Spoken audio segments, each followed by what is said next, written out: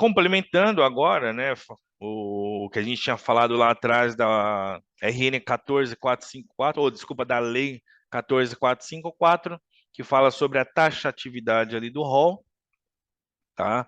Então, o rol, o que que é o taxativo? Primeiro, para a gente entender, né, o que é falado. Isso era uma discussão jurídica, né? Então, o judiciário tinha muito essa discussão. Por quê? Porque a ANS considerava ali o rol como taxativo, ou seja, é coberto tudo que está naquela relação. O que é aquela relação? Aquela lista, né? Aquele anexo 1, aquelas diretrizes. Está lá, é coberto. Não está, não está, não tem cobertura. Essa é a questão, esse é o critério taxatividade do rol.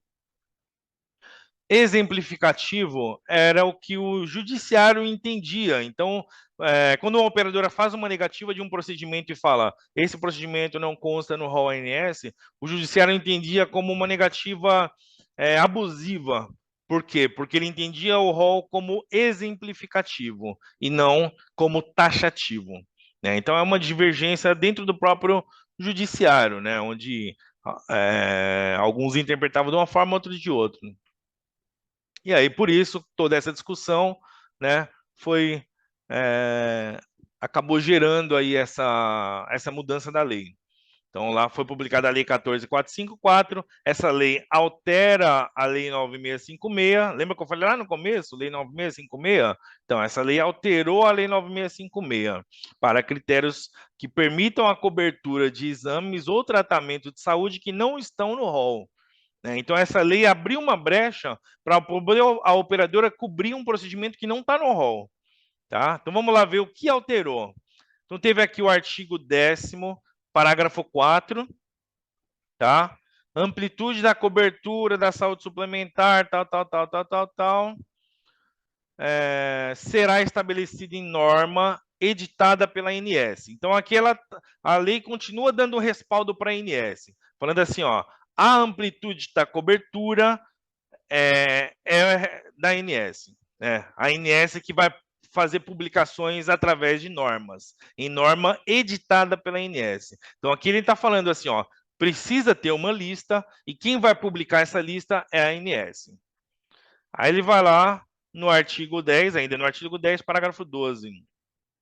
O rol de procedimentos atualizado pela ANS, né, constitui uma referência básica, ou seja, é uma lista mínima de cobertura, né? É uma referência básica, ou seja, não é uma lista total, é uma referência básica, tá? Isso, né, sempre teve também esse entendimento, até porque tem operadora que cobre procedimento que não está no rol, né? Então é uma referência básica, porém, né, fica a critério da operadora cobrir ou não o que não faz parte ali daquele rol. Olha só, para planos contratados a partir de janeiro de 99, ou seja, isso aqui nem se aplica àqueles não regulamentados lá de trás, né? Ou seja, ó, só plano regulamentado. Certo? Vamos para o artigo, ainda no artigo 10, parágrafo 13º. Aí esse aqui já especifica um pouco mais. Em caso de tratamento ou procedimento prescrito pelo médico ou odontólogo assistente, que não estejam previstos no rol referido no parágrafo 12 desse artigo, é o rol anexo 1 que a gente está falando aqui.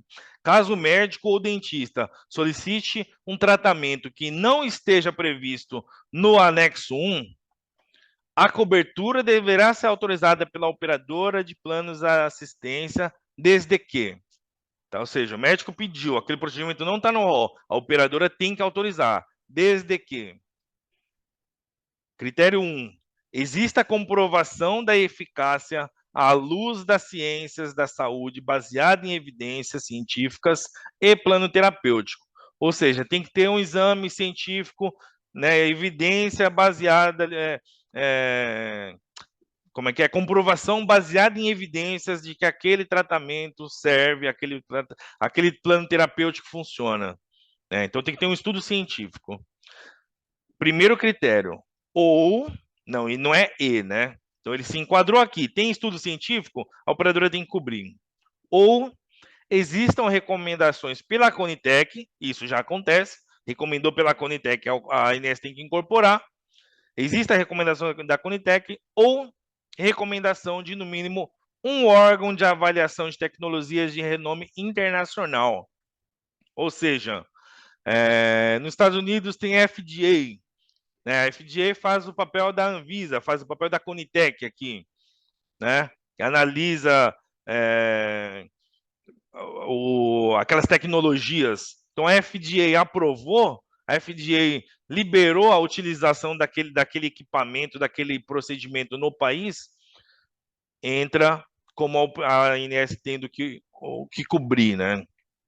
Ou a operadora tendo que cobrir aquele procedimento, tá? Então, isso é o que foi, isso é o que mudou, né? Isso é o que foi estabelecido na lei. Ah, Emerson, e na prática? Não sei a prática de vocês, não sei a região, dependendo, pode ter variações, mas o que eu conheço, o que eu estou tendo de contato com pessoas de outras regiões, de outras instituições, está sendo até feito um trabalho grande em cima de ciências baseadas em evidência, né? Em medicina baseada em evidência, né? Hoje tem até umas plataformas onde se faz um compilado de estudos científicos e tal, né, para determinados procedimentos, para poder ter um respaldo ali até de libera ou não libera, né? Então, tem uma certa mobilização nesse sentido, mas na prática mesmo acabou não mudando muita coisa. Por quê? Porque a Inés ainda está estudando, a Inés ainda não fez publicações, por exemplo, de pareceres, publicações de instruções normativas,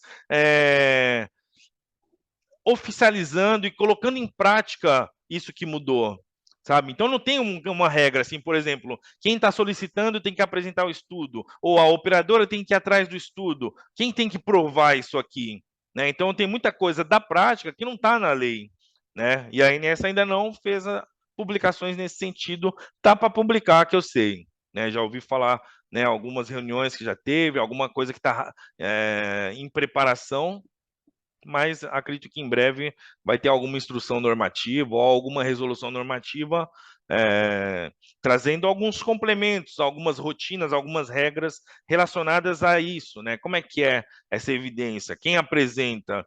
Né? Qual o nível de evidência?